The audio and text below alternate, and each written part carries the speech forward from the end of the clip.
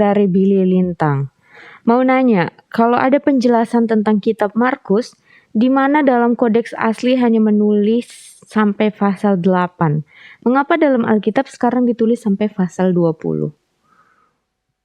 Silakan Pendeta. Terima kasih. Mungkin sedikit perbaikan untuk pertanyaan dari Saudara Billy Lintang. Jadi di sini Markus terdiri dari hanya 16 pasal. Jadi mungkin yang dimaksudkan oleh Saudara Billy Lintang ini adalah dalam Markus pasal yang ke-16 itu, pada beberapa manuskrip atau kodeks, nanti kita lihat apa itu kodeks, itu hanya ada sampai ayat 8, 1-8, ayat ya, bukan pasal. Lalu kemudian di beberapa manuskrip yang lain, dari mana Alkitab berbagai versi bahasa Indonesia termasuk di dalamnya, dan beberapa versi bahasa Inggris mengikuti naskah tersebut, di mana bukan hanya sampai ayat yang ke-8, tapi sampai ayat yang ke-20. Ada 12 ayat setelah ayat yang ke-8 itu, jadi dari ayat 9 sampai ayat yang ke-20. Pertanyaan ini bukan tentang isi dari ayat-ayat itu, tetapi mengenai kelengkapan Alkitab. Apakah memang hanya sampai ayat yang ke-8 atau Markus 16 ini sampai ayat yang ke-20. Zaman dahulu orang menulis suatu dokumen atau naskah, pertama-tama mereka tulis itu di papirus zaman dulu. Bahkan di zaman Perjanjian Lama. Lalu kemudian mereka mempunyai suatu materi untuk materi tulis yang lebih kuat lagi dari papirus, yang disebut sebagai perkamen. Ada ayatnya dalam 2 Timotius 4 ayat yang ke-13. Waktu Paulus mengatakan kepada Timotius untuk segera mengunjungi dia di Roma, jangan lupa bawa itu perkamen, katanya. Itu terbuat dari kulit binatang dan itu lebih kuat. Lalu kemudian yang berikut, selain papirus lalu kulit binatang, dibuatlah juga gulungan kitab.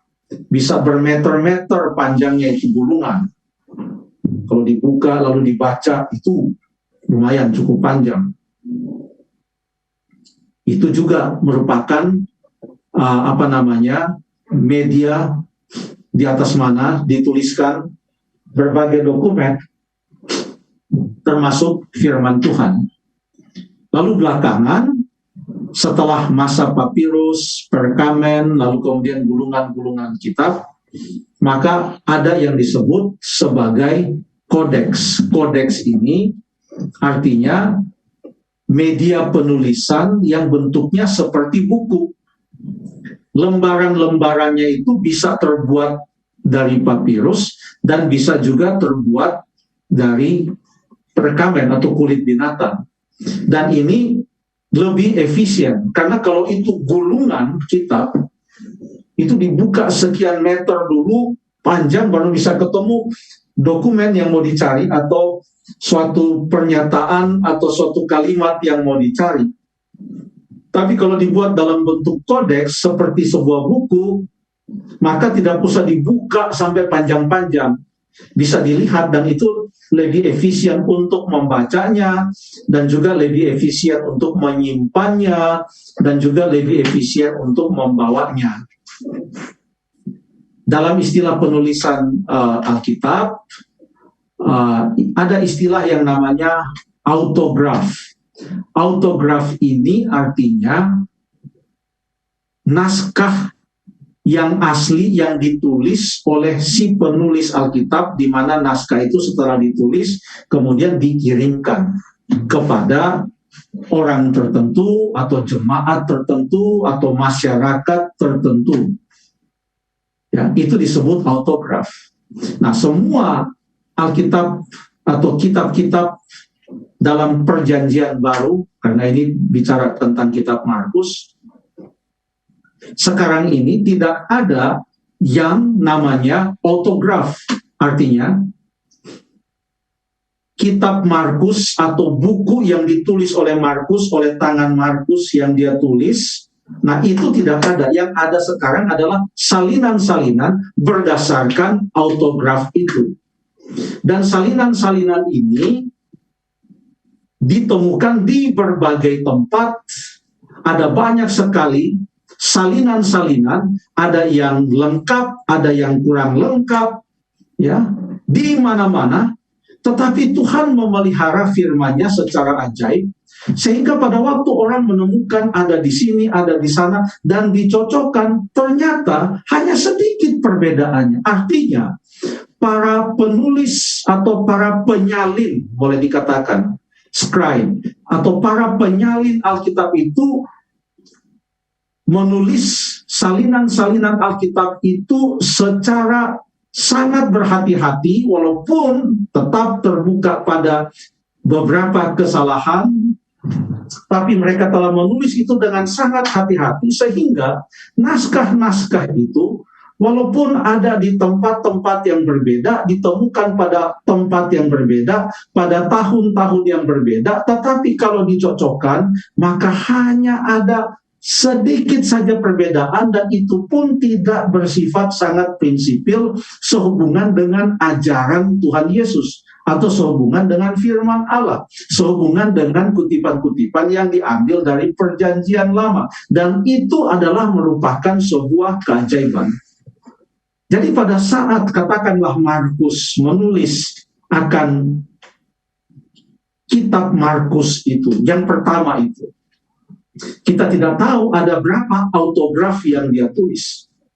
Sebab di dalam pengiriman atau pengedaran dari autograf atau kitab yang asli yang ditulis itu, bisa saja itu hilang atau diambil orang dan lain sebagainya.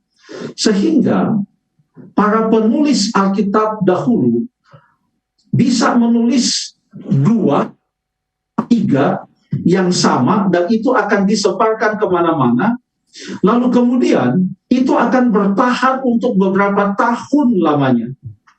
Para penyelidik mengatakan suatu autograf itu bisa bertahan lebih dari 100 tahun, bahkan sampai 200 tahun, dan diedarkan kemana-mana, dan di tempat di mana itu diterima, orang akan menyalinnya, diedarkan lagi, orang menyalinnya, dan salinan-salinan itulah sekarang yang kita miliki.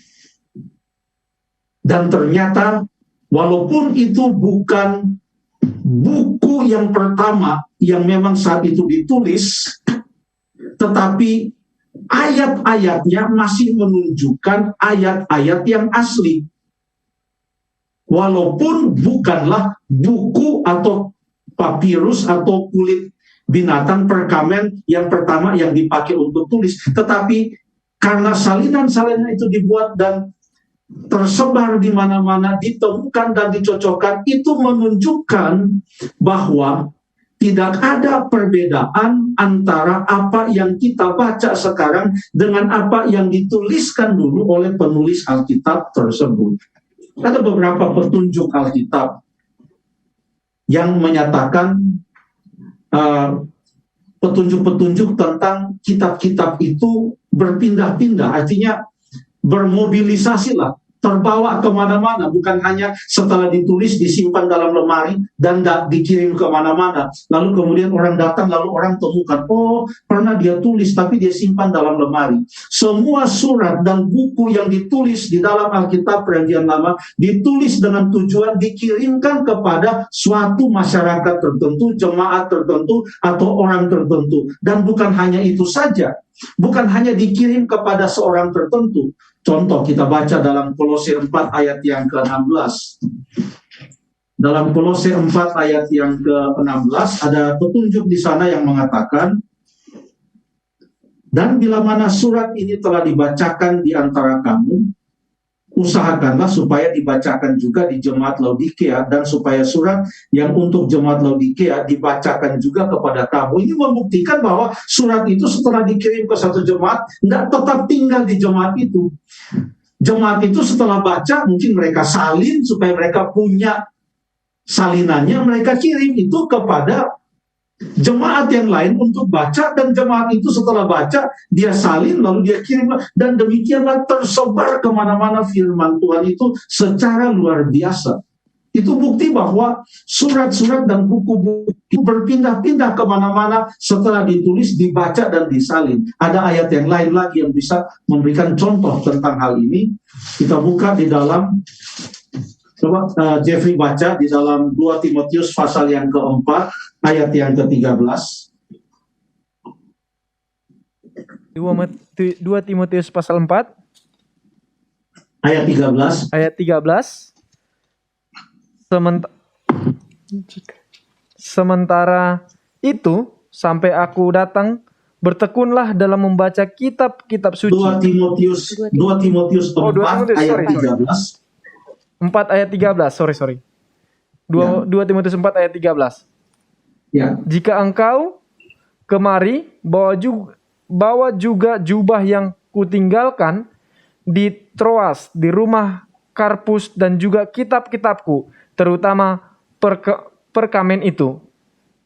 Nah, inilah perkamen yang kita sebutkan tadi, kulit binatang, yang adalah media tulis pada saat itu. Jadi Paulus katakan, nanti kalau kamu datang kunjungi saya, Timotius, tolong bawa itu kitab-kitab saya yang ada di sana, dan juga bawa itu perkamen. Artinya ini tulisan-tulisan para rasul, penulis-penulis Alkitab itu tidak hanya tinggal di suatu tempat dan tidak ditulis lalu kemudian hilang begitu saja. Bertahan begitu lama, beredar di banyak tempat, disalin ke berbagai macam media tulis, dan dibaca oleh banyak orang, dikirimkan lagi.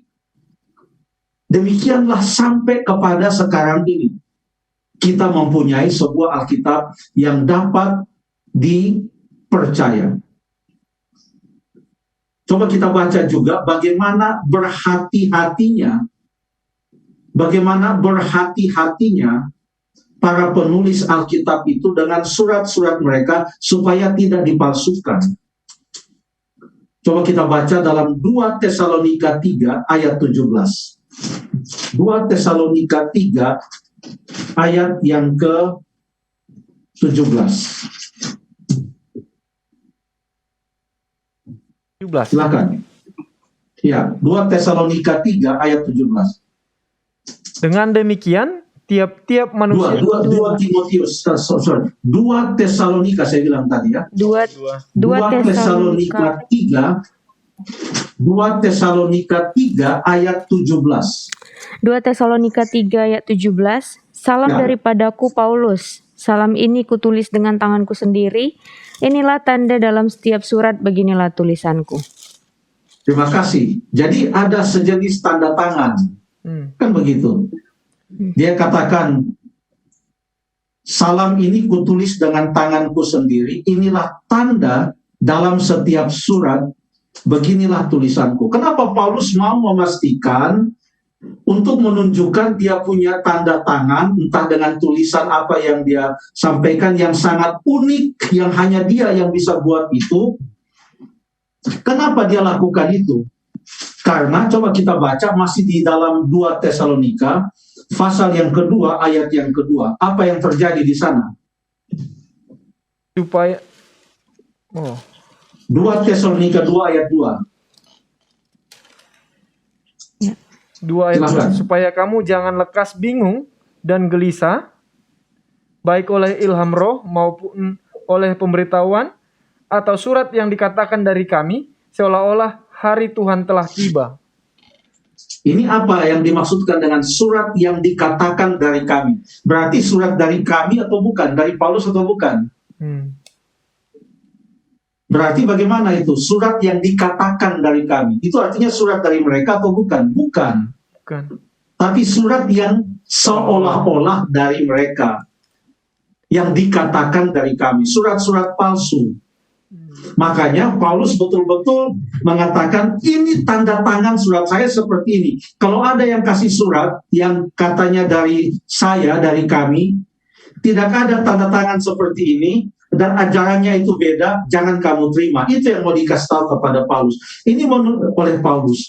Ini menunjukkan adanya usaha dari orang-orang sejaman rasul-rasul itu juga yang menentang pekerjaan Tuhan. Ada usaha-usaha untuk memalsukan tulisan-tulisan para rasul. Tetapi kita bersyukur karena Tuhan menuntun para rasul itu dan penulis-penulis Alkitab untuk menjaga otentisitas dari tulisan-tulisan mereka sedemikian rupa sehingga apa yang kita baca sekarang ini, Alkitab ini adalah dapat dipercaya setelah melalui perjalanan penulisan, penyalinan, dan lain sebagainya dengan tuntunan Tuhan secara ajaib. Ini adalah sebuah hasil keajaiban dan mujizat Tuhan untuk menuntun umat-umatnya untuk melakukan kebenaran yang sama sekarang ini seperti kebenaran yang diajarkan di zaman dahulu. Dan Alkitab ini mencatatnya. Mengenai Markus pasal yang ke-16 yang ditanyakan Saudara Billy Lintang tadi, ada beberapa teori tentang itu. Dalam beberapa kodeks yang ditemukan sekitar abad yang keempat, tahun 300-an, ya, ada nama-nama kodeksnya, ada yang namanya Kodeks Vatikanus, ada yang namanya Kodeks Sinaiticus, dan lain sebagainya, yang hanya sampai ayat yang ke-8, tetapi orang melihat ini setelah dibandingkan dengan beberapa manuskrip yang lain yang juga memuat ayat 9 sampai ayat yang ke-20, ada yang menerangkan dengan berkata bahwa pada waktu itu dicatat dari buku yang ditulis oleh Markus, yaitu autograf itu, setelah disalin lalu mau dikirim, belum selesai, lalu kemudian dikirimkan. Akhirnya yang disebarkan kurang 12 ayat itu, sehingga salinan-salinan yang lain juga hanya sampai ayat yang ke-8. Ada keterangan seperti itu. Ada keterangan yang mengatakan, oh tidak, ini betul-betul hanya sampai ayat yang ke-8. Tetapi apapun keterangannya, yang perlu kita perhatikan di sini adalah isi dari ayat yang ke-9 sampai ayat yang ke-20. Coba kita buka Markus pasal yang ke-16, ayat yang ke-9 sampai ayat yang ke-20. Pertanyaannya, kita nggak baca semua ya, tapi pertanyaannya adalah, apakah yang tertulis di dalam Markus 16 mulai ayat 9 sampai ayat yang ke-20, apakah ini tidak sejalan dengan apa yang dituliskan dalam Matius, Lukas, dan juga Yohanes? Apakah ini bertentangan dengan kitab-kitab yang lain yang ada di dalam Alkitab yang terdiri dari 66 buku atau kitab ini? Kalau misalnya ini yang dituliskan di sini ayat 9, Yesus bangkit pagi-pagi pada hari pertama minggu itu, dia mula-mula menampakkan diri kepada Maria Magdalena, dan daripadanya Yesus pernah mengusir 7 setan, lalu kemudian menerangkan perempuan itu pergi memberitahukan kepada mereka yang selalu mengiringi Yesus, dan selanjutnya. Kalau ini tidak diterangkan di dalam kitab Lukas atau dalam kitab Matius, kalau ini bertentangan, atau misalnya dalam ayat 16, siapa yang percaya dan dibaptis akan diselamatkan, tapi siapa yang tidak percaya akan dihukum.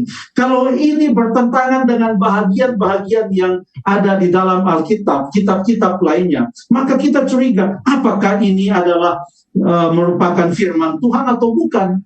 Tapi karena ini tidak bertentangan dengan ajaran-ajaran yang dituliskan dalam bagian lain dalam Alkitab, maka sekalipun ada perdebatan apakah kitab Markus ini pasal 16 hanya sampai ayat yang ke-8 atau juga sampai kepada ayat yang ke-20, biarlah orang mendebatkan akan hal itu, tetapi bagi kita biarlah kita menikmati indahnya pekabaran yang ada di dalam Injil ini. Itu yang bisa saya sampaikan. Terima kasih.